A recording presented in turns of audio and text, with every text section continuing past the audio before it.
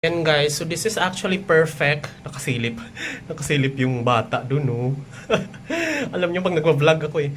So ito, perfect to kasi, alam mo ba kung bakit ako bumili ng ganito? Kasi ito, ayusin ko yung dreadlocks ko.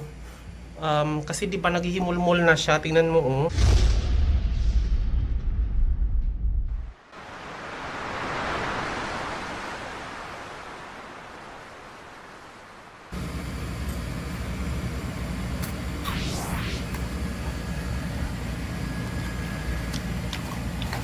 Parang gusto ko lagyan ng asin. Masyadong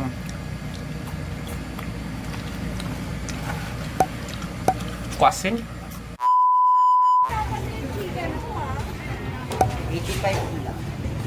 30 pa, magkano lahat? 85. 80 na lang. Yan guys, dito ako namamalengke.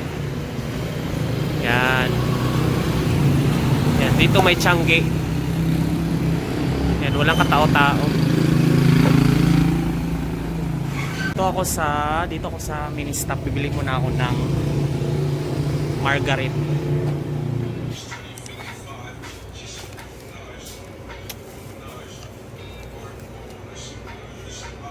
$30, $34. So, diyan ako namamalengke. So, dito.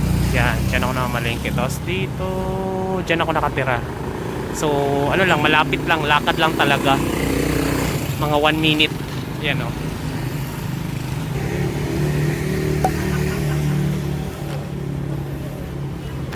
So, ayan yung Mercury. Ayan. So, nilalakad ko lang dito. Tawid. Yan, EDSA na yan dyan. Ayun o. Yan, EDSA na yan dyan. Yan yung MRT. Sa likod lang ako.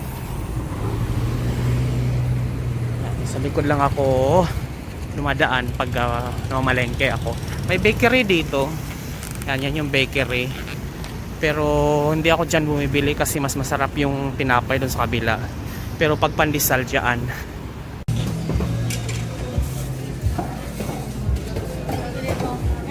Kunin ko lang yung buto ng aso ko.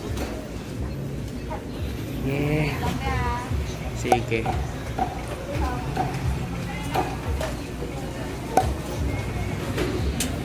Tao, walang tao.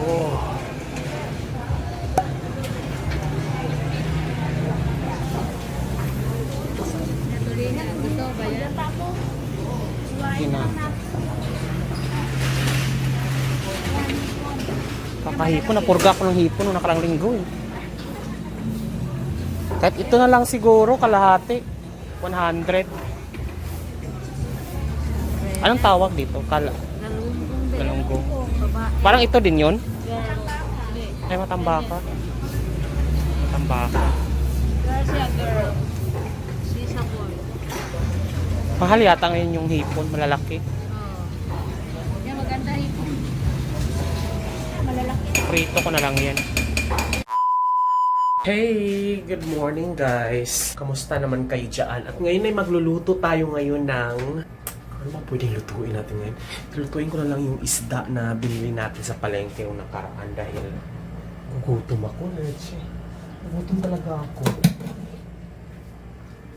So, na-frozen ko kasi siya dahil tinimplahan ko siya. Parang gusto kong inununan. Alam mo ba yung inununan? Inununan is... Ayan, bongga. Ito yung mga nabili. Ito yung nabili ko. So, ito yung nabili nating isda na kalahati yata to or hindi ko matandaan kung ano to. Pero, magluluto ako. Inununan or paksiw ba ang tawag doon sa Tagalog or inununan. Ano lang ako ng bawang at saka sibuyas. Ano lang naman to? Bawang, sibuyas at saka bitchin. Yun lang naman.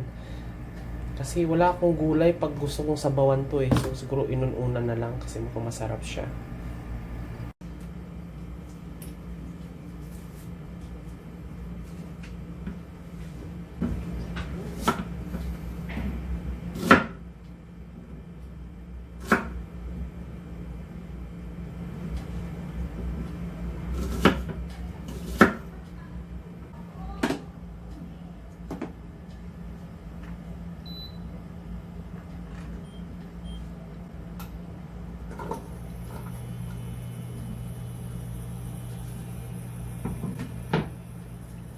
Salangan natin yung isda.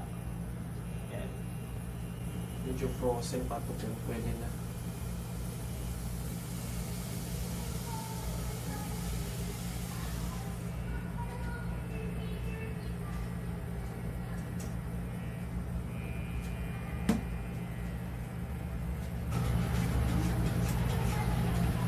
Patis, paminta.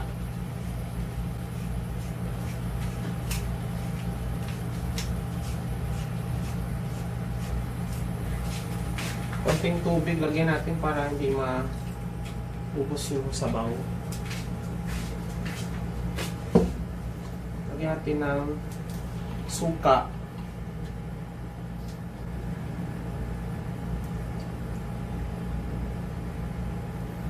Antayin na lang natin siya na maluto. Lagyan natin ng konting basil leaves.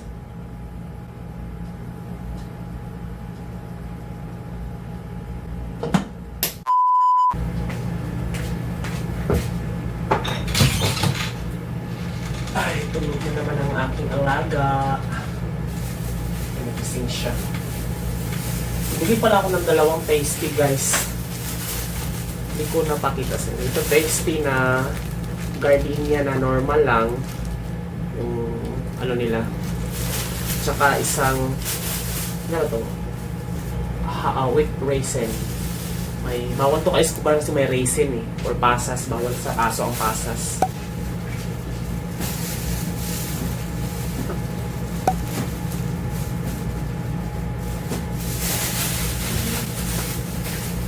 Wala pala akong sinaing. Saing na ako.